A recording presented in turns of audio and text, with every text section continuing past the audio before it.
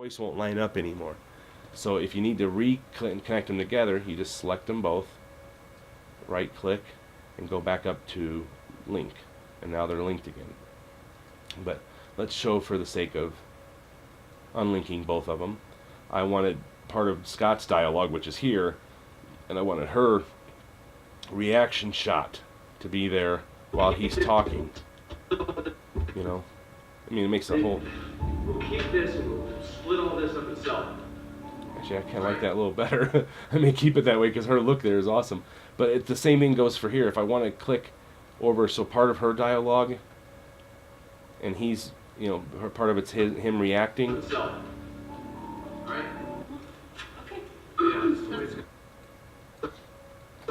So anyway, that's one option there. It doesn't matter if you click them back and forth because you're not moving them in the timeline. But like if I click this right here and it was up here and I said, oh, I want this clip to be here. Oh, well, now the audio is going to be completely off because I didn't bring it with me. So like I said, you can go to right click, link it back together. So now anytime I move these two, they will stay together and they're locked in. Okay, so let me go back here because I changed some things. Okay, so that's a really nice option there to know how to unlink these things so that you can play with that. Now another option here, let's say you did have a reaction shot up here of her that you wanted to use, and you said, okay, I'm going to set my marker here, my mark in. I want to use these 3 seconds of her doing this. Sorry, that was the wrong thing to do.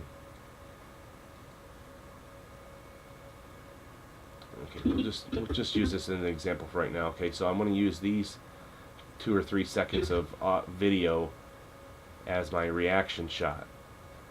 Now, one thing you will have to do and I don't know how to unlink the audio up here. I don't think there's a way to unlink it up here. So if you want to use this clip and the audio's there, and you want to put it here, just the video as like a reaction shot, but you don't want to drop the audio in, then that's when you drop it at the end of your video. Right click, unlink, select the audio, hit delete. You can just get rid of the audio there. Now this clip can go anywhere on a timeline above, so it cuts from here to here, but it's still the audio from the original clip. Now let's say you decide, okay, this is good, I really like this clip here, I think I'm gonna just leave it here. Well, rather than it being an extra layer and taking longer for it to render later, you can just pull it down and drop it right in there. And what it will do is it will replace whatever was there. And now see, that part's gone. Like, well, I want that back. Well, okay, you can just click and drag this back like that, and that replaces the clip. Like I said, you can drop this in here and it replaces it. Now you got your reaction shot there, but it's still the original audio. So that's a nice option there for dropping in shots later, reaction shots and stuff like that. I'm trying to remember what else. There's so much to this program. Okay, let's go to these settings down here real quick. This is your arrow button, which is what I'm on. This allows me to click and drag anything, right click. I can copy, and if you want to right click and copy here and you want to paste it somewhere, make sure that you have the right video area selected, because if you have this selected, and you want to drop the clip there, go up to edit, paste, it'll do that, but it'll paste over whatever that you had there. So let's say you want it on the timeline above here, unselect this one, select this one, click edit, paste, and it will drop it up here wherever your line was at instead of down here. So that's another option there. So over here we got a few different things on here, as you can see. Pen tool, and the pen tool is kind of nice because it allows you to go in and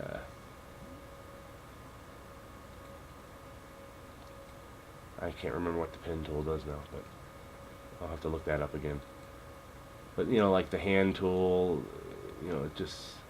this allows you to move the timeline around without clicking on your moving your things here. You got your zoom, so you can zoom in right away to wherever you want to be. Now the ones I use the most are the arrow button, because this allows you to click anything on any of these areas that you want. And then this little razor blade button right here, this is a lifesaver. You know, the razor blade only works in the timeline. If you're up here, it's back to the arrow again. And if you're even here, this is another nice option too. This is clicking forward and backward in your timeline. But like I said, you can also use these arrows, and it allows you to go one frame at a time, so you can get really precise where you want to be. So let's say you wanted to cut right there. Well, let me get rid of this one, this top clip. So let's say right here you set it 30 seconds exactly. You knew you wanted to make a cut there, and because you're going to put something else in there later, or you wanted to shorten this clip. So that's where the razor blade comes in handy. It will cut right there. But do remember, when both of these clips are selected, it'll cut the audio and the video. So if you didn't want that to happen, you can do what we showed you here. Right click, unlink. Now whichever one is selected is the one that it will cut now. So cut your audio, and wherever you hover over here is where it's going to make the cut at. You see the little straight line on the arrow there on the razor blade? It kind of gives you an idea of where the line is going to be cut at. So this allows you to make cuts anywhere you want, so you can pull stuff out. Go back to your arrow. Let's say you made a cut here because you wanted this audio to be shorter, so you can click and drag those right there. And sometimes if you do have a transition in scenes, go over to your audio transition, give yourself a little bit of a gain there, so that'll fade out now before it goes to the other one. But you hear it dropped off because the other one didn't fade back in. So anyway, there's options there for all that stuff. Now let me show you real quick, while I'm thinking about it, some of the green screen options in here, because there are quite a bit. Let me import. Oh, here's another option. You want to know how to get all of this video in here, you have to import it. So you go into an empty space right here, and you can right click, and there's some options: new bin, new item, sequence, bars and tones, or import here, which is nice as well. So import will pull up this, which will be your whatever areas you have, and obviously this is the CASA stuff right here, but we want to pull in something that has some green screen on it. So let me show you a quick. It's taking a second to catch up with itself here. If it ever freezes up like that, don't touch it, because you'll make it freeze up worse, and then you'll have to Control Alt Delete to get the program to shut down. So when it freezes up like that, every once in a while, just step away, just let it do what it wants to do.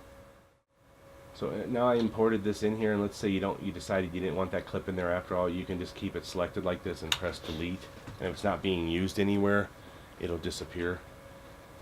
Yeah, that's, So okay, we'll do that in a minute. We'll get in the green screen here in a minute, but that is under video effects here, which is another thing I should tell you about while you're still rolling camera.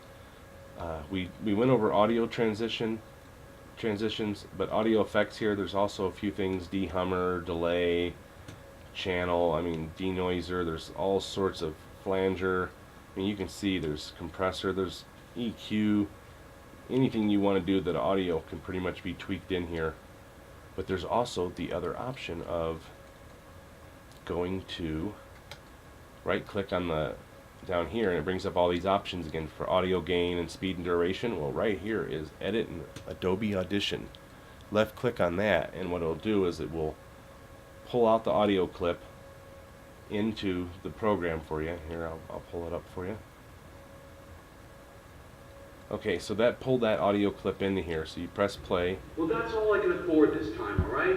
So you can hear it. We'll keep this and we'll split all this up and sell it. Well, let's say That's all I can afford this time, all right? you wanted to do something with it. You have a whole bunch of preset effects right here. Under this presets right here, you left click on that, and it brings up all this stuff. These are more generic because there's not a lot of options for tweaking them. But I'll show you some other options here too. So let's say you wanted to add on the telephone. Well, it adds all these effects, but it hasn't done anything yet. You have to press apply first. So now it's changed it for you.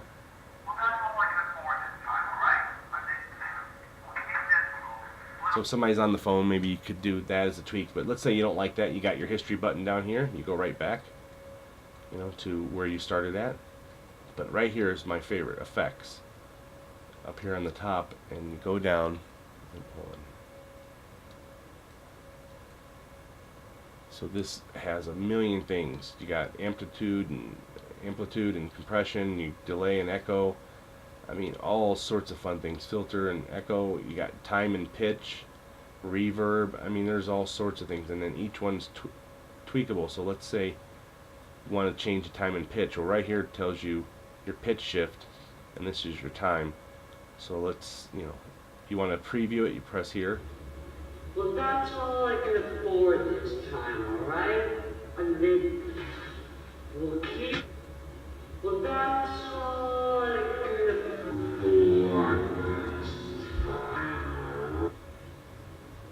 So obviously there's not. Well, that's all I can afford this. So you can play with that. I mean, I don't think we need it for this, but the point is so you click OK. It'll say applying stretch and pitch. And this is, like I said, just one. If you want it to stop right here, you click this arrow to cancel it.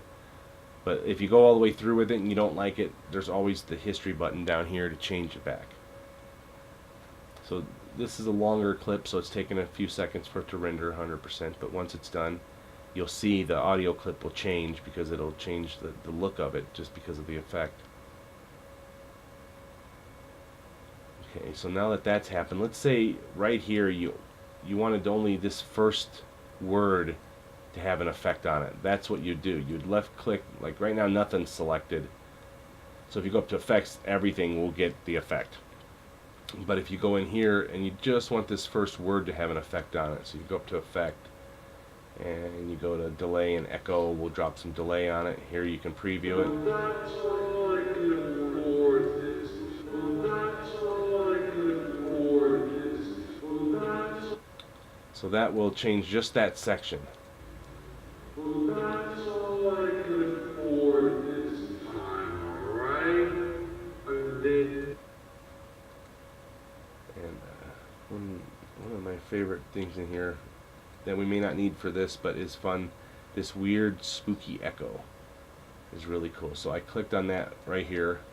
Now it hasn't changed anything. I still have to click apply, but you can see the audio,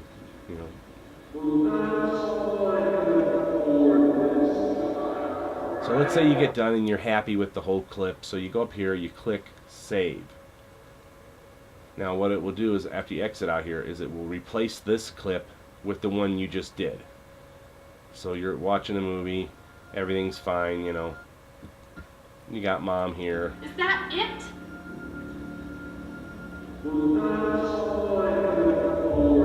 That's what he hears when he's wasted, right? So, but anyway, let's say once again you're not happy with it, so you go back to your history and you decide, oh wow, okay, I'm back to my original clip now. So, but that's called render and replace, is to edit in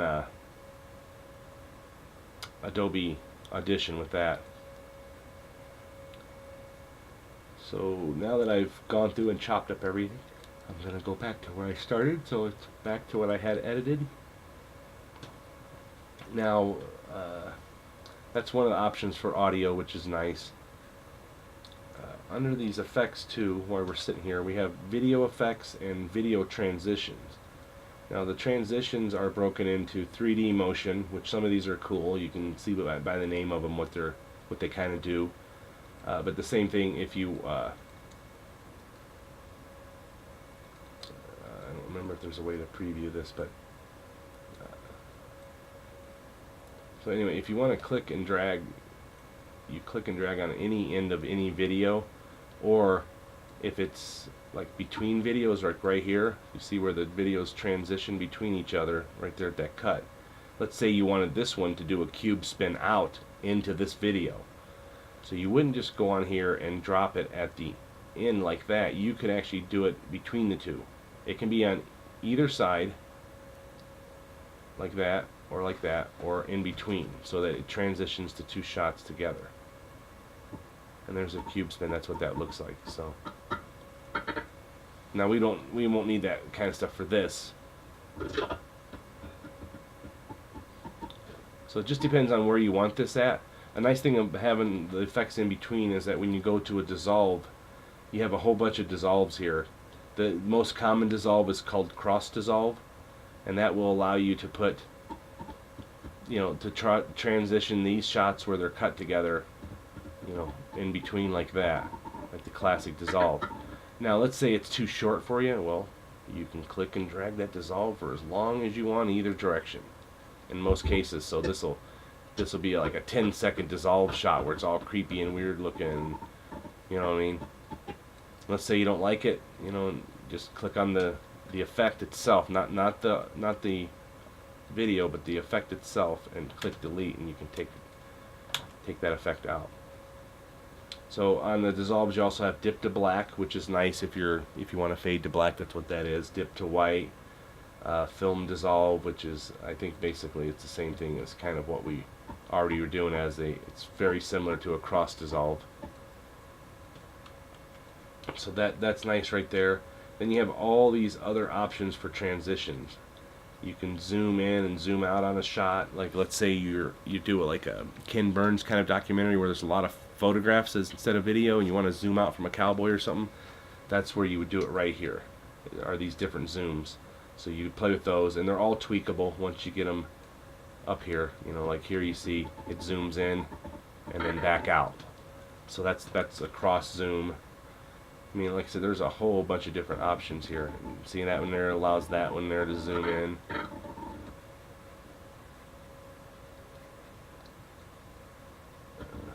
And right there's another option right there. So I mean, it pretty much is tweakable in any way that you can think of, and then just that's kind of an interesting effect.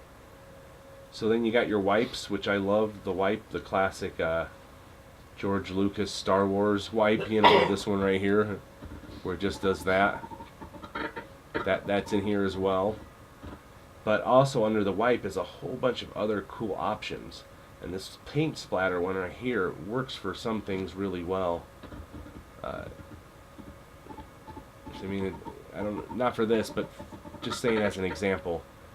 You got that. Now this right here is a nice option here as well because you can inset like that. The clock wipe is interesting because it does this. But I will tell you, don't overuse the transitions and do too many fancy things in one thing because it'll start looking kind of funny. But so that's under all your video transitions. You have a whole bunch of options in here: page peel, page turn, roll away. You know, I mean, some of these I don't use a lot of these things because to me this just looks like something you would find in a Windows movie editor, you know. But you have the options there for playing with them. So that's under video transitions. Now under video effects, this is where your power comes into play. And right here, keying, right there is your Chroma Key Effect, blue screen key, color key. You know, there's a whole bunch of options here. Like these garbage mats are one of my favorite things because you can click and drag this onto the clip here. And what this will allow you to do is, let's say you wanted to film yourself talking to yourself in a shot. Well, that's easy to do as long as the camera doesn't move. So you can come in here and basically this will allow you to see how it's a 16-point garbage mat. So what this does is it allows you to click and drag any of these and reshape it. So like let's say you wanted to cut Scott out here of the or not Scott, but you wanted to cut Tavy out of the shot. You could almost go in and tweak this a frame at a time where it literally lines up with where he's at. You know, and then there's a 4-point garbage mat, there's a 8-point garbage mat, and a 16-point, which is the one that I'm horsing around with now. So, you know, you don't necessarily even need green screen because at this point we could almost make, you know, Scott. But what's nice is his hair won't get cut off in these shots, and you see this is limited on shape, you know, and what you can and can't do with this sort of garbage mat. But let's say you decided that you wanted a layer shot where the two of them are talking together, so you can come in here with the, little bit less of a matte. And let's say right underneath here was Scott talking to himself. So we just cut all that out, and then the shot that will be layered underneath here would show up.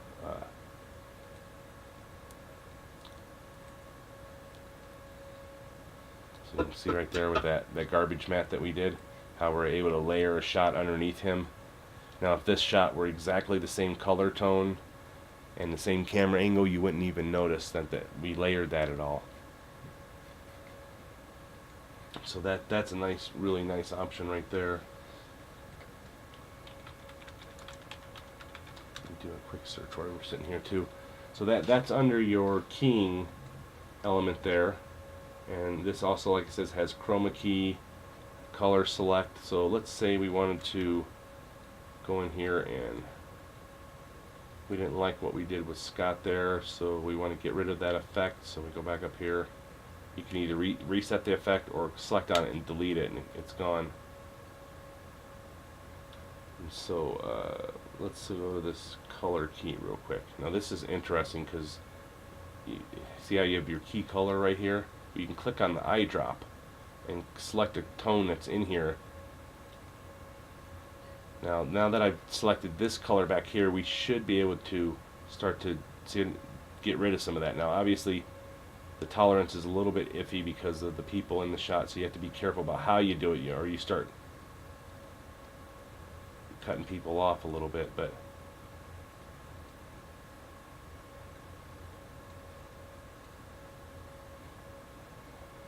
so anyway, you get the idea on this. What's nice about that is that the fact that you can go in and select certain colors, and then you play around with the settings until you get it to where you want it to be.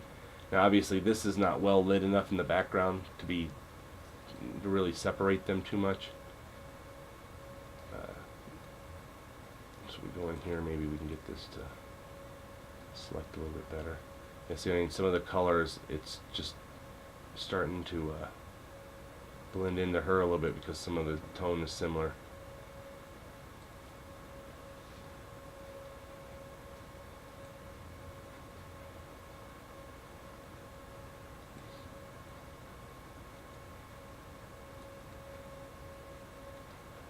So it's the same thing. If this were green screen, you would just do the same thing. You'd go in and select the tone that you want, and then you'd play with the tolerance of it until you felt like you got it into a workable area. And obviously, just because this isn't separated, that it has issues. But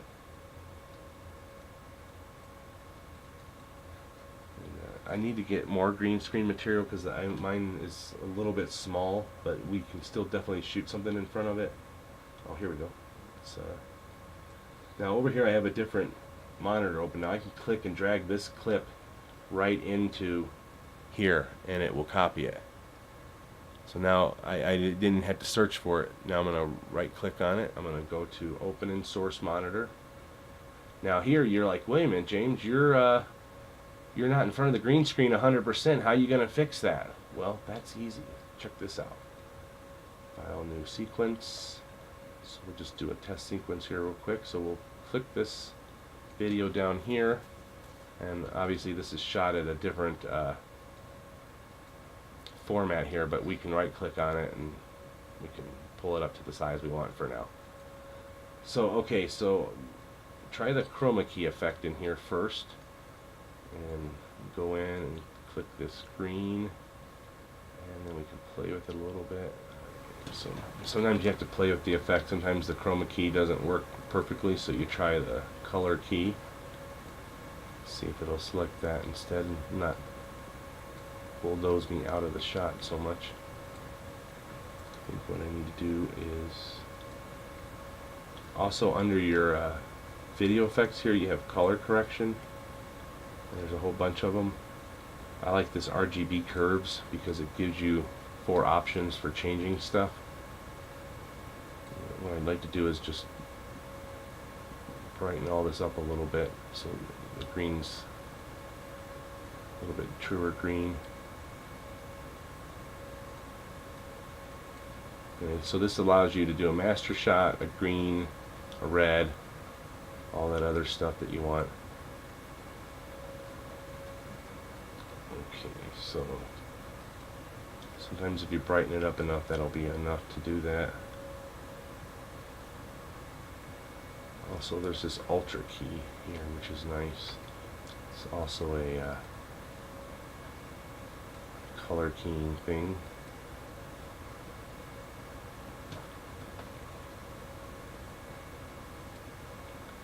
Yeah, this is really just a play with it thing, because every green screen shot is different. And I'm not liking that one.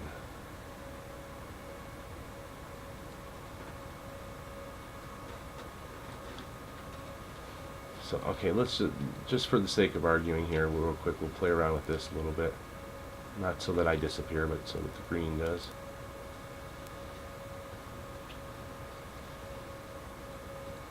See, I think part of the problem is I'm bleeding over from the green a little bit. I believe that the green is on me as well, so that's probably part of the issue, is that it.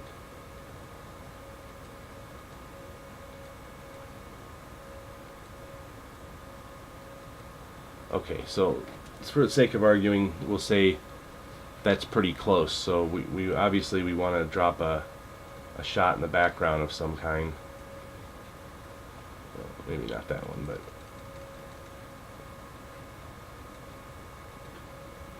now this is above this layer, so the green screen has to go above it. So you can see behind me there, it's starting to, the people are starting to show up back there.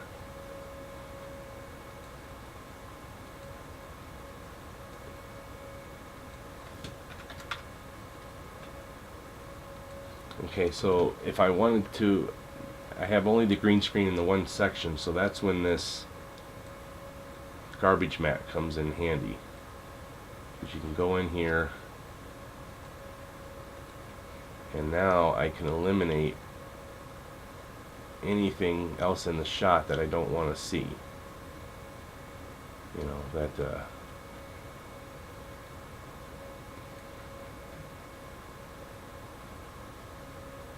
we can start getting rid of anything that's not touching me. Pretty much we can.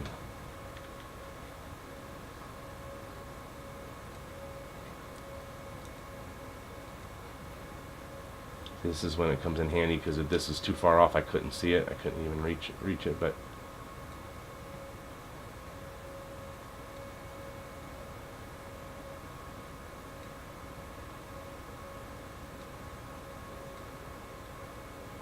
so pretty much we're pretty close to, you know, eliminating all this other stuff that we don't want. You know,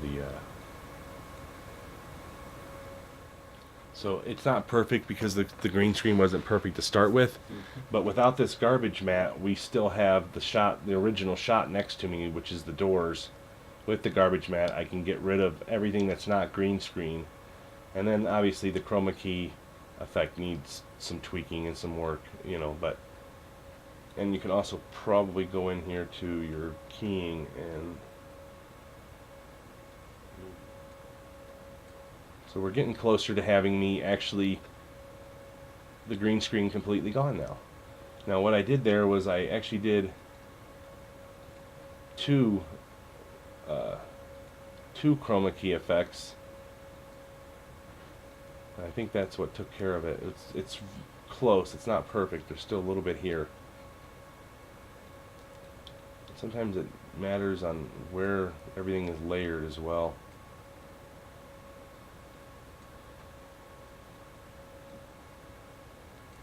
So anyway, you're getting the idea now of how the green screen and the chroma key works together to help the shot, you know, become not so much in there.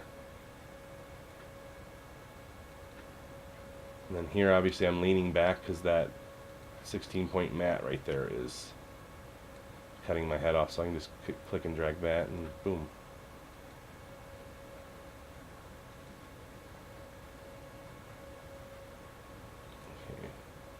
So like I said, every time with green screen, it's always an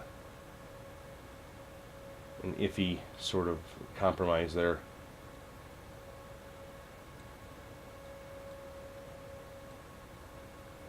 Oops, sorry, that was way too much. So Okay, so that is under keying. Now other effects you have under video effects are different adjusting right here, or lighting effects are interesting. Shadow and highlights, these are kind of color correcting things. But I want to show you a generate right here. Generate is really cool because there's a few options in here that are set up to be cool. Like right here, let me pull that one out real quick. Let's delete that green screen footage. So let's say we're looking here at this and you wanted the lens flare, but you didn't get one when you were shooting. Well, you can drop it in there, click on it up here in the effects, and you can move it anywhere in the shot now that you want. Off screen even, which comes in handy when you're, but see, you can move this effect way up here, way down here, so it shines differently here, up above, or it can be right in the middle of the shot. But and the nice thing about this lens flare is there's different type of lens flares in here too, different millimeters of lens flare, so you can kind of play with the brightness of it as well. You can also blend it so that it's 50% instead of if it's at 0, it's the most brightest. But anyway, that's one really cool option right there. Like I said, you can click and drag it around the screen, or you can change the numbers here and it'll move it for you as well. So you can see what it does there. And you can even have the lens flare move if the camera's moving. You can have the lens flare animated to go with the camera, so that it takes a little bit of work, but it's really cool. So lens flare is kind of cool. Also under this generate, under the video effects, is this lightning, which is another fun option.